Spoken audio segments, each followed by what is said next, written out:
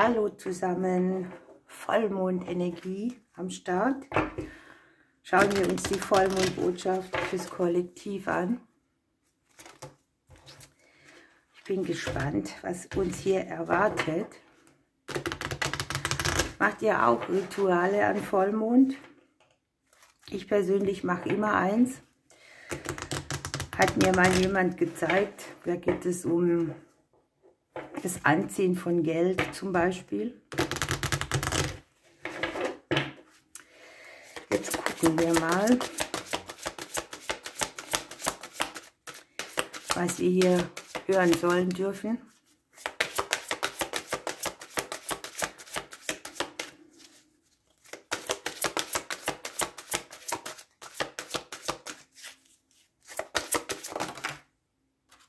Der Stern legt sich schon mal in die Mitte, wie wunderbar. Magie, Glück, Vision, Spiritualität, Klarheit, gute Voraussetzungen.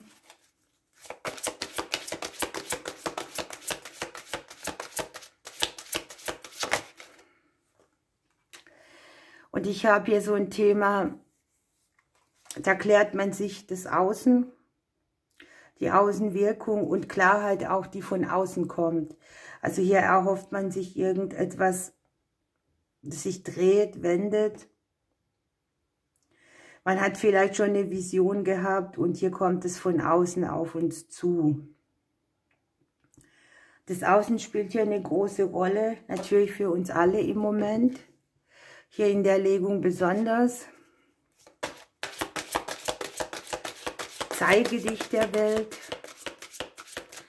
erstrahle neu, wirf einen Blick in die Sterne, ins Universum, guck, wie schön das alles ist. Ja, wir haben Wohlfühlenergie, Frieden schließen, wir haben den Wunsch nach Leidenschaft. Also eine leidenschaftliche Zeit auch, die hier irgendwie vor uns liegt. Ja, der Wunsch auch nach Frieden, ne, nach Geborgenheit.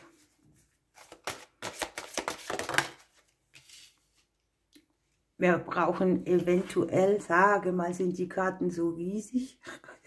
Wir brauchen eventuell eine klärende Bewegung. Im Unterbewusstsein rumort sehr viel rum. Es können Gespräche sein.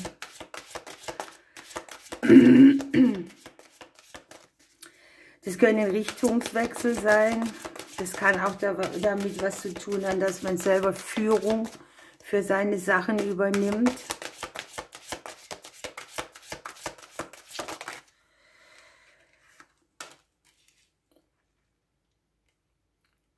Es geht stückchenweit auch darum, dass man in der Vergangenheit vielleicht sich seiner Lebensreise sehr bewusst war, dass man ein Stückchen weiter auf dem Weltenmeer irgendwie geschwommen ist, dass man vielleicht auch die tiefsten Stürme, weil wir haben ja hier das Außen, das Schiff, das Wetter, ne? Und wir sind trotzdem nicht gestrandet, aber wir haben so ein bisschen Ausläufer von der Vergangenheit. Wir kommen in eine Bewegung, wo vorher Zeit vergangen ist. Hier schon wieder in der näheren Zukunft eine schicksalshafte Wende.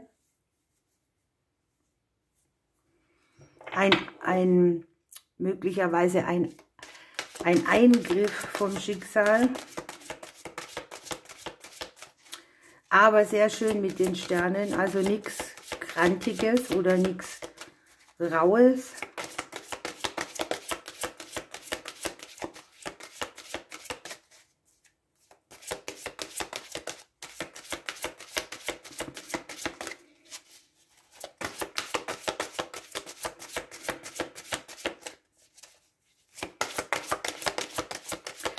Möglicherweise hat man hier auch sowas im Kopf wie Berufungsthemen. Ne? Wozu bin ich hier?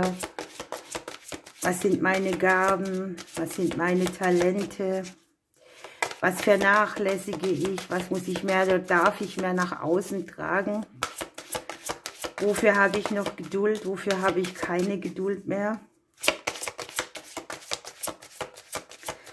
Wo brauche ich etwas mehr Bewegung, etwas mehr Tempo auch? Ne? Wo gebe ich auch eine andere Gangart vor? Ja, das hatte ich mir fast gedacht. Es geht um die Dinge, wo wir uns selber im Weg stehen, wo wir die Gelegenheit kriegen, etwas auf einen guten Weg zu bringen, wo wir auch eine andere Gangart akzeptieren, aber wo wir eben die eigene Person als Hindernis auch sehen oder unsere eigene Begrenzung. Das Schiff führt hier in die Weite, ne? Und dann kommst du hier vielleicht selber limitiert auch an die Dinge oder man stellt sich das so vor, dass das Kreuz nicht abzulegen wäre. Der Schaden zu groß ist auch.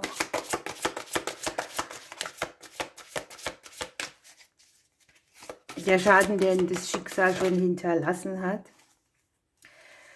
Ja, und schwuppdiwupp kommt hier die Wende vom Außen auch nochmal. Das haben wir hier zentral und hier im Hause des Umfeldes liegt eben die Sense drin.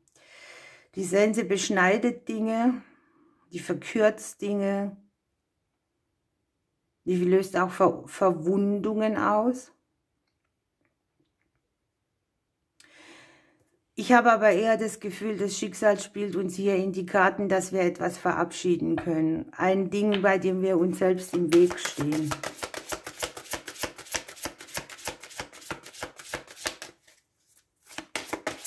Etwas, was nicht mehr zu uns gehört, etwas, was weg kann. Eine Wunde, die dauernd genährt wird, obwohl sie keinen Einfluss mehr hat. Das wäre wie wenn du auf intakte Haut ein Pflaster klebst.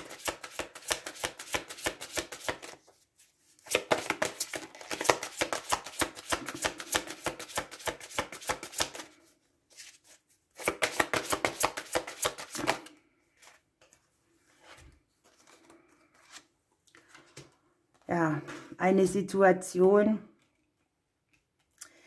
die schon lange mit uns lebt, die Befürchtung, dass es auch noch lange so bleibt. Das Leben bringt uns manchmal Ereignisse mit, da kann man gerade so staunen. Das sind vielleicht auch Wunden, die man immer wieder pflegt, obwohl es nicht nötig wäre.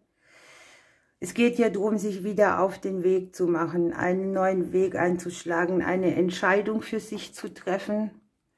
Die Möglichkeit dazu, die Dinge zu wenden, die sind hier super. Wir haben zweimal die Gelegenheit, etwas zu nutzen. Problem ist halt hier, wir stehen uns selber im Weg und jetzt guckt euch das hier an. Hier haben wir die Sonne, hier geht etwas aus einer ganz geblockten Energie raus, in eine Qualität, wo das Ja für das Leben da ist, das Bejahen von Situationen, die gut für uns sind, ein schönes Leben haben, einen Frieden ausleben, das Leben nicht als schwer zu sehen, sich der Leichtigkeit zuwenden, von guten Energien schöpfen, die Energie auch haben für eine gesunde Entscheidung hier, einen gesunden Weg für sich zu finden. Schon mal wieder genial. Schauen wir mal, was wir noch kriegen.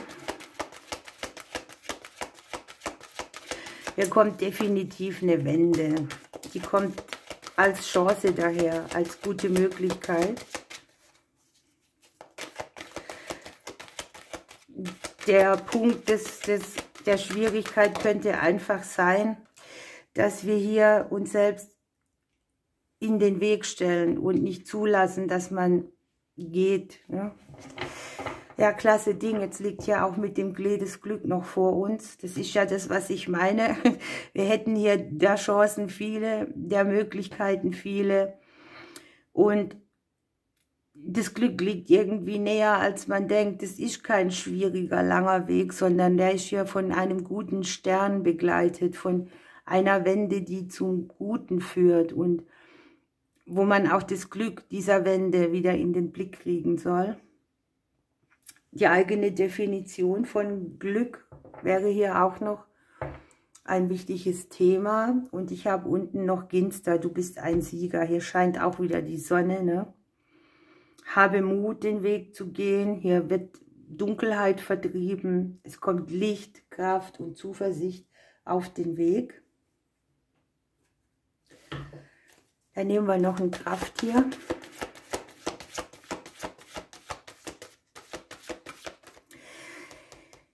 Du bist ein Sieger heißt für mich auch, dass man vielleicht mit dem Gedanken abschließen darf für sich selber, wo man das Gefühl hat, da und da auf meiner Lebensreise habe ich versagt. Da habe ich ausgesessen, da habe ich ausgehalten, da habe ich meine Ziele nicht erreicht, da habe ich geduldet und erduldet. Ja, und hier kriegen wir noch die Spinne. Wir haben die Schöpferkraft, das Netz, das man sich webt.